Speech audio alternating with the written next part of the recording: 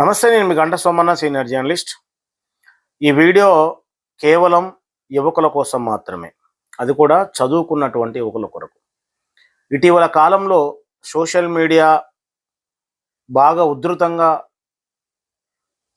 మనకు తెరపైకి వచ్చిన తర్వాత చాలామంది యువత సోషల్ మీడియాకి అడిక్ట్ అవ్వడం, ఇంకా కొంతమంది ఇతర చెడు వ్యసనాలకు అడిక్ట్ అయ్యి తప్పుదారిలో కొనసాగుతూ ఉందనేది మనకు క్లియర్గా రోజువారీగా వస్తున్నటువంటి కొన్ని వార్తా కథనాలను కావచ్చు, సోషల్ మీడియాలో వస్తున్నటువంటి కొన్ని కథనాలు కావచ్చు, మనకు కనిపిస్తూ ఉన్నాయి.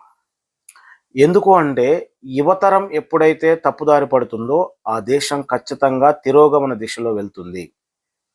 యువతరం ఎప్పుడైతే మంచి దారిలో పయనిస్తుందో ఆ దేశం పురోగమిస్తుంది.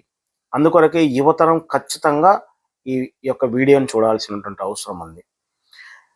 యువకుల్లారా, యువతుల్లారా, మీరు డిగ్రీలు, పీజీలు, పిహెచ్డీలు చేసిన తర్వాత ఉద్యోగ వేటలో కొంతమంది ఉంటే, కొంతమంది ఇంటరు 10th తర్వాత డిస్కంటిన్యూ అయ్యి వారి వారి యొక్క పనుల్లో నిమగ్నమై ఉంటారు. ఇంకా కొంతమంది అయితే ఇప్పుడు మనం అనుకున్నట్టుగా గంజాయి, డ్రగ్స్, మత్తు పదార్థాలు ఇట్లాంటి వాటికి, చెడు వ్యసనాల బారిన పడి తమ జీవితాలను ఆగం చేసుకుంటూ ఉంటారు.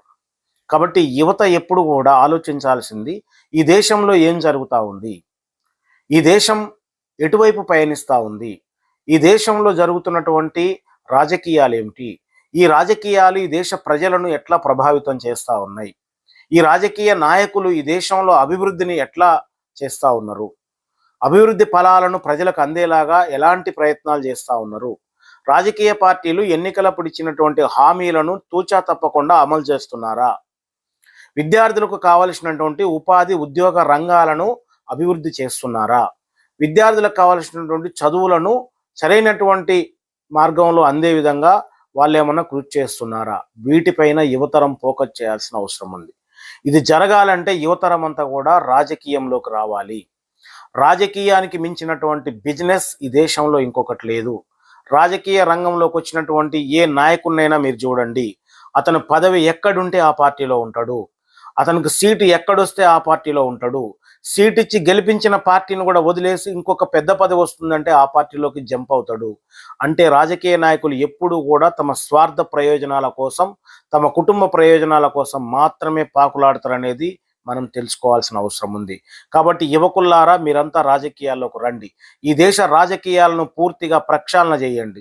ఈ దేశ భవిష్యత్తును మార్చేందుకు మీరు కంకణబద్దులై రావాలని కోరుకుంటా ఉన్నా. ఎందుకంటే దేశం అధోగతి పాలవుతుంది.